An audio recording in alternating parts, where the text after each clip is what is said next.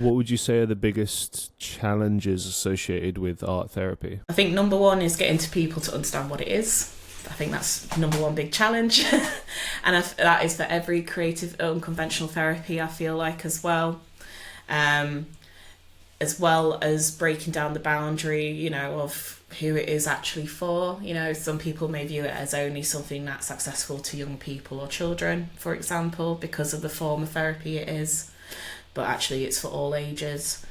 And in terms of the other sides of it, of so for example, I mentioned the Zoom thing, how can something like that be accessible over online? And it's becoming something that's actually more common these days. And although you haven't got that, sat in the same room togetherness kind of thing, which does add to the, therapy relationship, there are actually ways to adapt to just different environments as well. So it's not it's a cookie cutter thing and this is all it has to be. It's a one size fits all kind of thing, which is good. Are you not missing on the kind of the energy and the vibe though? Because I feel like if you're receiving any kind of therapy, you're talking to a stranger about traumatic moments in your life, difficult things you're dealing with.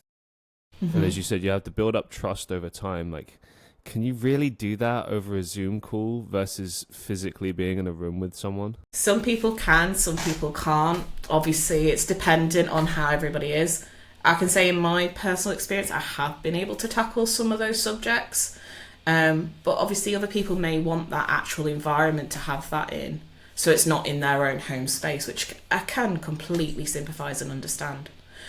It's a case by case. Most of these things, it's a case by case basis. It's dependent on who you are as a person, whether you're comfortable tackling that in your own space or whatever you set up kind of thing for those sessions via a Zoom.